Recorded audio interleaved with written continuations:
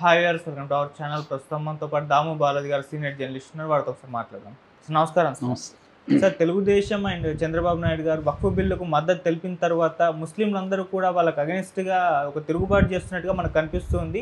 అంటే చంద్రబాబు నాయుడు గారు మాకు ద్రోహం చేస్తారని చెప్పేసి వాళ్ళైతే భావిస్తున్నారు. మొన్నే మనం చూసాము, హెరిటేజ్ని బ్యాన్ చేయాలంటూ, బాయ్కట్ చేయాలంటూ వాళ్ళు పిలుపునివ్వడం జరిగింది. అయితే ఇప్పుడు లేటెస్ట్గా ఏంటంటే తెలుగుదేశంలో ఉన్న ముస్లింలందరూ కూడా ఆ పార్టీకి రిజైన్ చేసి బయటకు వెళ్ళిపోతున్నారంటూ కూడా వార్తలు వినిపిస్తున్నాయి. మరి ఏం జరుగుతుంది తెలుగుదేశం పార్టీలో? దీని ఇంపాక్ట్ ఏ స్థాయిలో పడే అవకాశం ఉంది సార్ వాళ్ళపైన?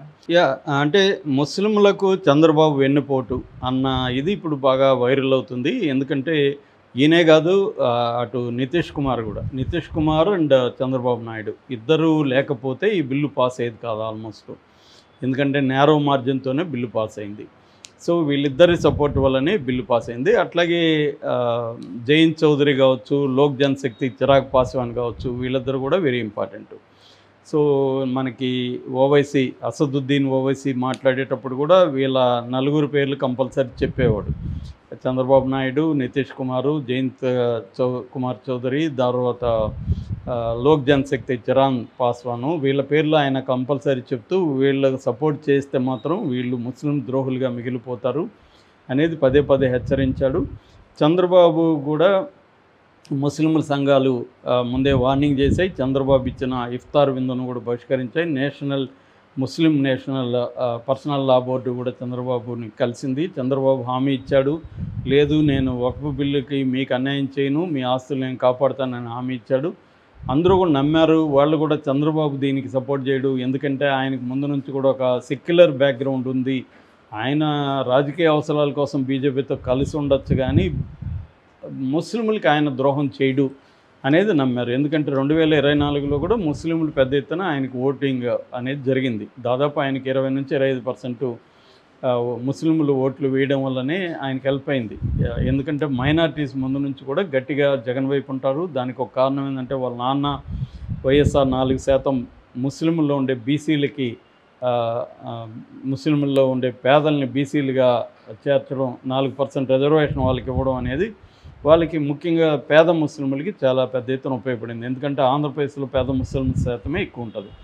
దాదాపు వాళ్ళు ఒక 50-60 లక్షలు ఉంటారు. అంటే ఓటర్స్లో దాదాపు 9 నుంచి 10% ఓట్లు ముస్లింలు ఇవి ఆంధ్రప్రదేశ్లో ఉన్నాయి.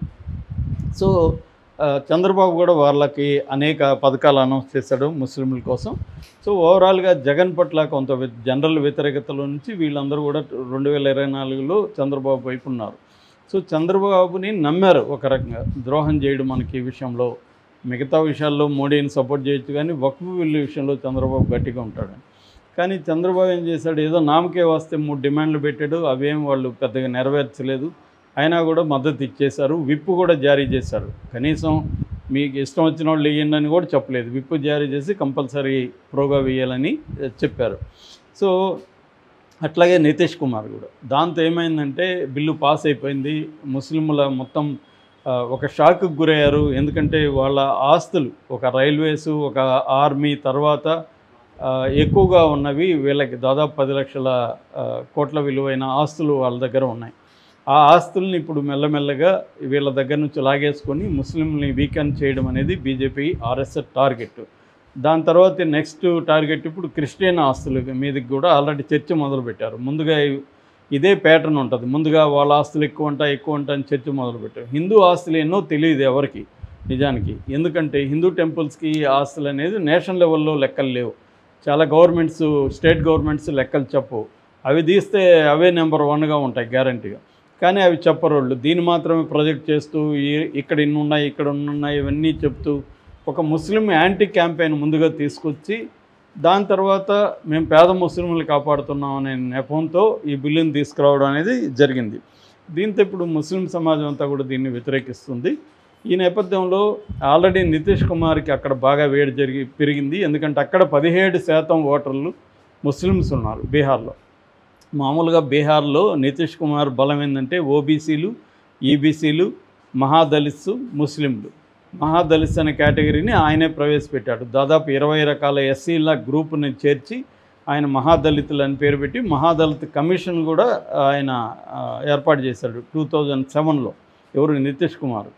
సో ఇప్పుడు ఈ 17% ఓటు బ్యాంకు ఆయనకు దూరం అయ్యే అవకాశం కనిపిస్తుంది. ఆల్రెడీ 5 మంది ముస్లిం నాయకులు, ఆయన పార్టీలో చాలా ఇంపార్టెంట్ ముస్లిం నాయకులు రిజైన్ చేసి వెళ్ళిపోయారు బయటికి ఈయనకి వ్యతిరేకంగా. ఈ దెబ్బ చంద్రబాబు నాయుడు, నితీష్ కుమార్ని కంపేర్ చేస్తే నితీష్ కుమార్కి ఎక్కువ పడుతుంది. ఎందుకంటే నితీష్ కుమార్కి ఎలక్షన్లు దగ్గరలో ఉన్నాయి. చంద్రబాబుకి ఇంకా 4.5 ఏళ్ళ తర్వాత ఎలక్షన్లు రాబోతున్నాయి. ఈ లోపల మ్యానిపులేట్ చేయడానికి చంద్రబాబు టైం ఉంది. రెండోది అక్కడేంటంటే చంద్రబాబుకి నితీష్ కుమార్కి తేడా, నితీష్ కుమార్కి అక్కడ బలంగా ఆర్జేడీ ఉంది, రాష్ట్రీయ లోక్దళ్. అది ఏం చేస్తుందంటే, అంటే మన లాలూ ప్రసాద్, తేజస్వి యాదవ్ వీళ్ళు ఏం చేస్తున్నారంటే మై అని ఒక కాన్సెప్ట్ వాళ్ళు ముందు నుంచి కూడా, అంటే ముస్లిం యాదవ ఈ కాంబినేషన్ వాళ్ళు ముందు నుంచి కూడా కలిపారు. మై అంటారు దాన్ని, ఎంవై మై కాంబినేషన్. సో దాంతో వాళ్ళు దీన్ని ఉపయోగించుకొని ముస్లింల సెంటిమెంట్ని రగిలించడానికి వాళ్ళు గట్టిగా వాడుకుంటున్నారు ఈ వక్ఫ్ బిల్లు కాన్సెప్ట్ని. కానీ ఆంధ్రప్రదేశ్కి వచ్చేసరికి జగన్ వాళ్ళ పేరుకేమో లోక్సభలో వ్యతిరేకించారు, రాజ్యసభలో కూడా వ్యతిరేకిస్తున్నట్టు ఆయన కూడా సుబ్బారెడ్డి కూడా మాట్లాడారు. ఓవరాల్గా బిల్లుని అయితే వ్యతిరేకించారు. కానీ ఇక్కడ దాన్ని ప్రచారం చేసి చంద్రబాబుకి యాంటీగా గట్టిగా ప్రచారం చేసి ముస్లింలకి అండగా నిలబడాలనే ఇది ధైర్యం చేయలేకపోతుంది.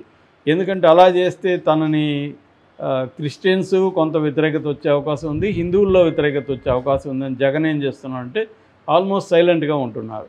ఏదో నామకే వస్తే వ్యతిరేకించామని చెప్తున్నారు. ఒక పక్క తెలుగుదేశం అబద్ధాలని ప్రచారం చేస్తుంది, వీళ్ళు లోక్సభలో వ్యతిరేకించారు, రాజ్యసభలో వ్యతిరేకించలేదని. క్లియర్గా లెటర్ ప్యాడ్ అవన్నీ కూడా ఉన్నాయి. లెటర్ ప్యాడ్లో అందరు సభ్యులకు వ్యతిరేకించమని పిలుపు ఉంది, ఆయన సుబ్బారెడ్డి స్పీచ్ కూడా ఉంది. అయినా తెలుగుదేశం వాళ్ళు తమను కాపాడుకోవడం కోసం జగన్ దొంగాట ఆడుతున్నాడన్న ప్రచారాన్ని మొదలుపెట్టారు. దాన్ని గట్టిగా తిప్పికొట్టడంలో కూడా వైసీపీ ఫెయిల్గా అనిపిస్తుంది మనకి. అంటే వైసీపీ